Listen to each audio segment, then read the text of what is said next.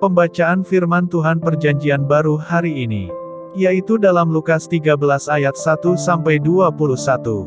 Dosa dan penderitaan. Pada waktu itu datanglah kepada Yesus beberapa orang membawa kabar tentang orang-orang Galilea, yang darahnya dicampurkan Pilatus dengan darah korban yang mereka persembahkan. Yesus menjawab mereka, "Sangkamu orang-orang Galilea ini lebih besar dosanya daripada dosa semua orang Galilea yang lain, karena mereka mengalami nasib itu? Tidak, kataku kepadamu, tetapi jikalau kamu tidak bertobat, kamu semua akan binasa atas cara demikian. Atau sangkamu ke-18 orang, yang mati ditimpa menara dekat Siloam, lebih besar kesalahannya daripada kesalahan semua orang lain yang diam di Yerusalem? Tidak, kataku kepadamu, tetapi jikalau kamu tidak bertobat, kamu semua akan binasa atas cara demikian." Perumpamaan tentang pohon ara yang tidak berbuah. Lalu Yesus mengatakan perumpamaan ini, seorang mempunyai pohon ara yang tumbuh di kebun anggurnya, dan ia datang untuk mencari buah pada pohon itu, tetapi ia tidak menemukannya. Lalu ia berkata kepada pengurus kebun anggur itu, "Sudah 3 tahun aku datang mencari buah pada pohon ara ini dan aku tidak menemukannya. Tebanglah pohon ini. Untuk apa ia hidup di tanah ini dengan percuma?" Jawab orang itu, "Tuan, biarkanlah dia tumbuh tahun ini lagi. Aku akan mencangkul tanah sekelilingnya dan memberi pupuk kepadanya. Mungkin tahun depan ia berbuah, jika tidak, tebanglah dia." Menyembuhkan orang sakit pada hari Sabat. Pada suatu kali Yesus sedang mengajar dalam salah satu rumah ibadat pada hari Sabat. Di situ ada seorang perempuan yang telah 18 tahun dirasuk roh sehingga ia sakit sampai bungkuk punggungnya dan tidak dapat berdiri lagi dengan tegak. Ketika Yesus melihat perempuan itu, ia memanggil dia dan berkata kepadanya, "Hai ibu, penyakitmu telah sembuh." Lalu ia meletakkan tangannya atas perempuan itu, dan seketika itu juga berdirilah perempuan itu, dan memuliakan Allah. Tetapi kepala rumah ibadat gusar karena Yesus menyembuhkan orang pada hari Sabat, lalu ia berkata kepada orang banyak, "Ada 6 hari untuk bekerja. Karena itu datanglah pada salah satu hari itu untuk disembuhkan dan jangan pada hari Sabat." Tetapi Tuhan menjawab dia, katanya, "Hai orang-orang munafik, bukankah setiap orang di antaramu melepaskan lembunya atau keledainya pada hari Sabat dari kandangnya dan membawanya ke tempat minuman? Bukankah perempuan ini, yang sudah 18 tahun diikat oleh iblis, harus dilepaskan dari ikatannya itu, karena ia adalah keturunan Abraham?" Dan waktu ia berkata demikian, semua lawannya merasa malu dan semua orang banyak bersukacita karena segala perkara mulia yang telah dilakukannya. Perumpamaan tentang biji sesawi dan ragi. Maka kata Yesus, "Seumpama apakah hal kerajaan Allah dan dengan apakah aku akan mengumpamakannya? Ia seumpama biji sesawi, yang diambil dan ditaburkan orang di kebunnya, biji itu tumbuh dan menjadi pohon dan burung-burung di udara bersarang pada cabang-cabangnya." Dan ia berkata lagi, "Dengan apakah aku akan mengumpamakan kerajaan Allah? Ia seumpama ragi yang diambil seorang perempuan dan diadukkan ke dalam tepung terigu 3 sukat sampai hamir seluruhnya." Demikianlah pembacaan firman Tuhan Perjanjian Baru hari ini. Pembacaan firman Tuhan Perjanjian Lama hari ini, yaitu dalam 1 Samuel pasal 7, 8, dan 9. 1 Samuel 7 ayat 1-17. Lalu orang-orang Kiryat Yearim datang, mereka mengangkut tabut Tuhan itu dan membawanya ke dalam rumah Abinadab yang di atas bukit. Dan Eleazar, anaknya, mereka kuduskan untuk menjaga tabut Tuhan itu. Orang Filistin terpukul kalah dekat Mispa. Sejak saat tabut itu tinggal di Kiryat Yearim berlalulah waktu yang cukup lama, yakni 20 tahun, dan seluruh kaum Israel mengeluh kepada Tuhan. Lalu berkatalah Samuel kepada seluruh kaum Israel demikian, "Jika kamu berbalik kepada Tuhan dengan segenap hati, maka jauhkanlah para allah asing dan para Asyitoret dari tengah-tengahmu dan tujukan hatimu kepada Tuhan dan beribadahlah hanya kepadanya, maka ia akan melepaskan kamu dari tangan orang Filistin." Kemudian orang-orang Israel menjauhkan para Baal dan para Asyitoret dan beribadah hanya kepada Tuhan.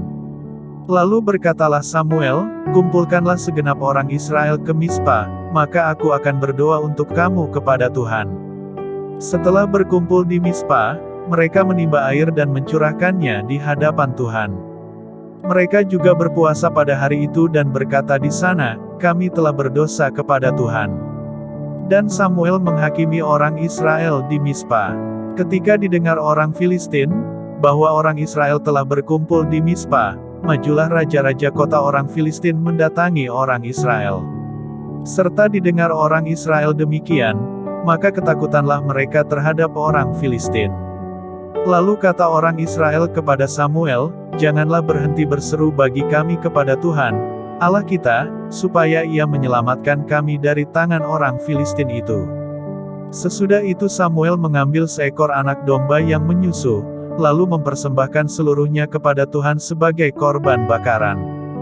Dan ketika Samuel berseru kepada Tuhan bagi orang Israel, maka Tuhan menjawab dia. Sedang Samuel mempersembahkan korban bakaran itu, majulah orang Filistin berperang melawan orang Israel. Tetapi pada hari itu Tuhan mengguntur dengan bunyi yang hebat ke atas orang Filistin dan mengacaukan mereka, sehingga mereka terpukul kalah oleh orang Israel. Keluarlah orang-orang Israel dari Mispa, mengejar orang Filistin itu dan memukul mereka kalah sampai hilir Betkar. Kemudian Samuel mengambil sebuah batu dan mendirikannya antara Mispa dan Yesana, ia menamainya Eben-Haezer, katanya, sampai di sini Tuhan menolong kita. Demikianlah orang Filistin itu ditundukkan dan tidak lagi memasuki daerah Israel. Tangan Tuhan melawan orang Filistin seumur hidup Samuel. Dan kota-kota yang diambil orang Filistin daripada Israel, kembali pula kepada Israel, mulai dari Ekron sampai Gat, dan orang Israel merebut daerah sekitarnya dari tangan orang Filistin. Antara orang Israel dan orang Amori ada damai. Samuel sebagai hakim. Samuel memerintah sebagai hakim atas orang Israel seumur hidupnya. Dari tahun ke tahun ia berkeliling ke Betel, Gilgal dan Mispa, dan memerintah atas orang Israel di segala tempat itu. Lalu ia kembali ke Rama, sebab di sanalah rumahnya dan di sanalah ia memerintah atas orang Israel, dan di sana ia mendirikan mezbah bagi Tuhan. 1 Samuel 8 ayat 1-22. Orang Israel menghendaki seorang raja. Setelah Samuel menjadi tua, diangkatnyalah anak-anaknya laki-laki menjadi hakim atas orang Israel. Nama anaknya yang sulung ialah Yul, dan nama anaknya yang kedua ialah Abia, keduanya menjadi hakim di Bersheba. Tetapi anak-anaknya itu tidak hidup seperti ayahnya, mereka mengejar laba, menerima suap dan memutarbalikkan keadilan.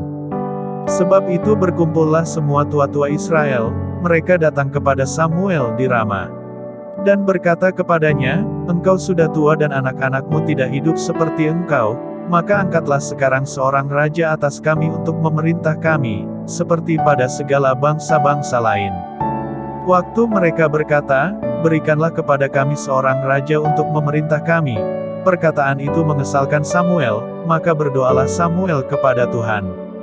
Tuhan berfirman kepada Samuel, dengarkanlah perkataan bangsa itu dalam segala hal yang dikatakan mereka kepadamu, sebab bukan engkau yang mereka tolak, tetapi akulah yang mereka tolak, supaya jangan aku menjadi raja atas mereka. Tepat seperti yang dilakukan mereka kepadaku sejak hari aku menuntun mereka keluar dari Mesir sampai hari ini, yakni meninggalkan daku dan beribadah kepada Allah lain, demikianlah juga dilakukan mereka kepadamu. Oleh sebab itu dengarkanlah permintaan mereka, hanya peringatkanlah mereka dengan sungguh-sungguh dan beritahukanlah kepada mereka apa yang menjadi hak raja yang akan memerintah mereka. Dan Samuel menyampaikan segala firman Tuhan kepada bangsa itu, yang meminta seorang raja kepadanya. Katanya, inilah yang menjadi hak raja yang akan memerintah kamu itu, anak-anakmu laki-laki akan diambilnya dan dipekerjakannya pada keretanya dan pada kudanya, dan mereka akan berlari di depan keretanya. Ia akan menjadikan mereka kepala pasukan 1000 dan kepala pasukan 50, mereka akan membajak ladangnya dan mengerjakan penuaian baginya, senjata-senjatanya dan perkakas keretanya akan dibuat mereka. Anak-anakmu perempuan akan diambilnya sebagai juru campur rempah-rempah, juru masak dan juru makanan.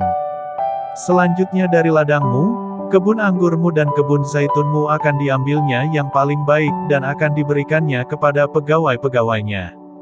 Dari gandummu dan hasil kebun anggurmu akan diambilnya 1/10 dan akan diberikannya kepada pegawai-pegawai istananya dan kepada pegawai-pegawainya yang lain. Budak-budakmu laki-laki dan budak-budakmu perempuan, ternakmu yang terbaik dan keledai-keledaimu akan diambilnya dan dipakainya untuk pekerjaannya. Dari kambing dombamu akan diambilnya 1/10, dan kamu sendiri akan menjadi budaknya.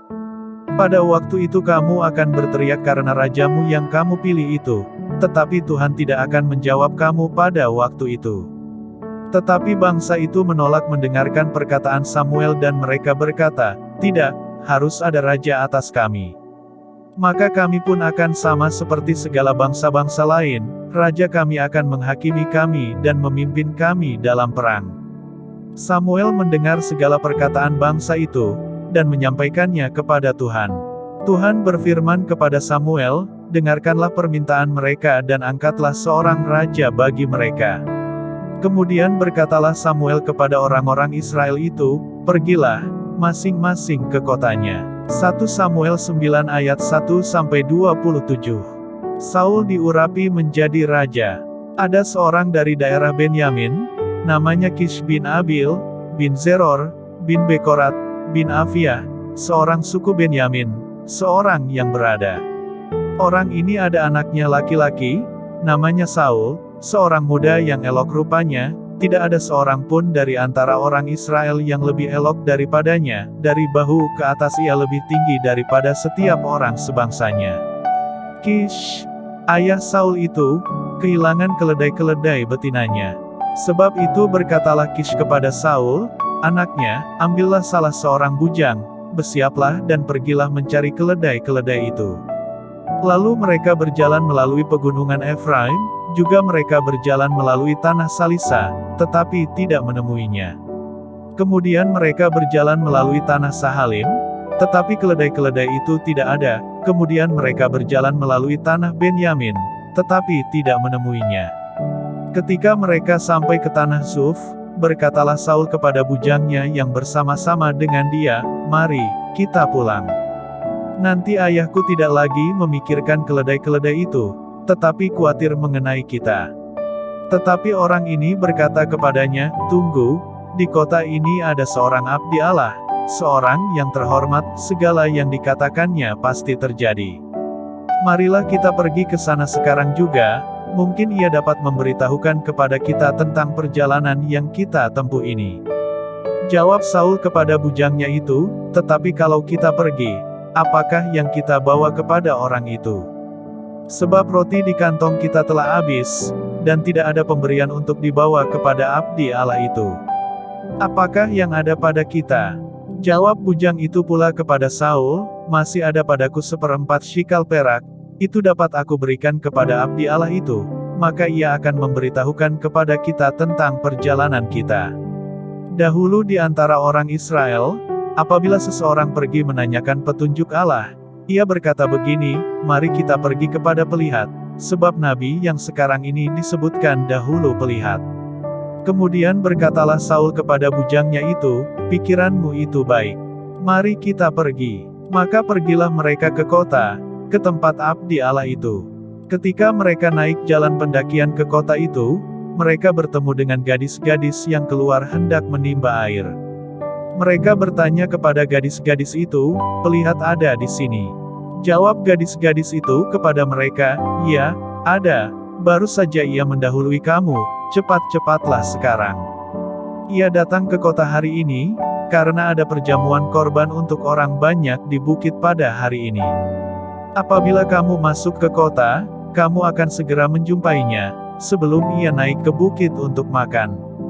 Sebab orang banyak tidak akan makan, sebelum ia datang, karena dialah yang memberkati korban, kemudian barulah para undangan makan. Pergilah sekarang, sebab kamu akan menjumpainya dengan segera."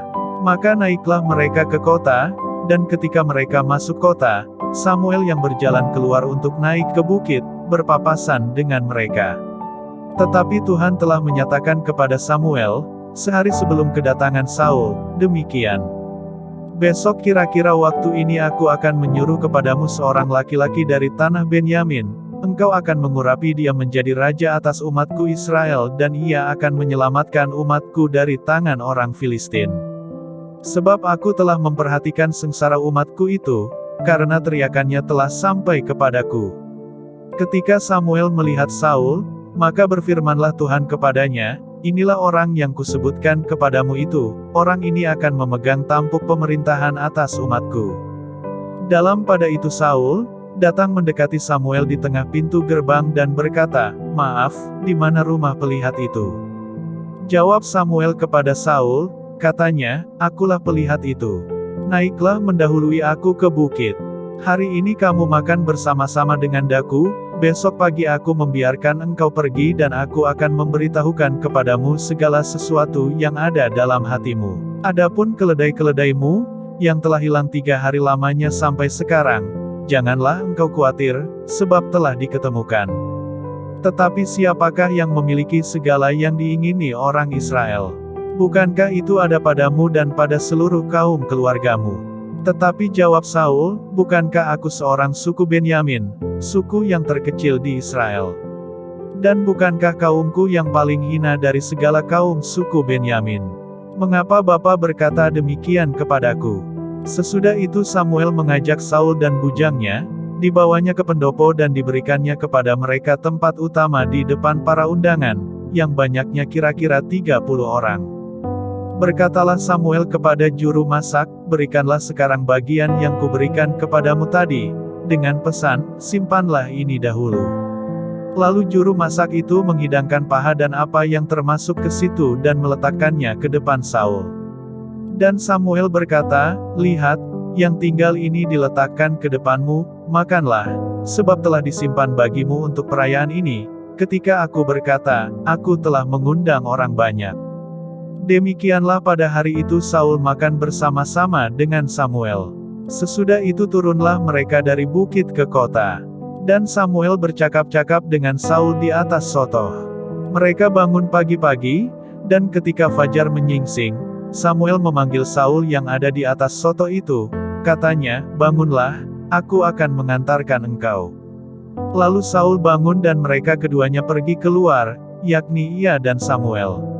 Ketika mereka turun sampai ke ujung kota, berkatalah Samuel kepada Saul, katakanlah kepada bujang itu, supaya ia pergi mendahului kita, tetapi berhentilah engkau sebentar, maka aku akan memberitahukan kepadamu firman Allah. Demikianlah pembacaan firman Tuhan hari ini. Tuhan Yesus memberkati.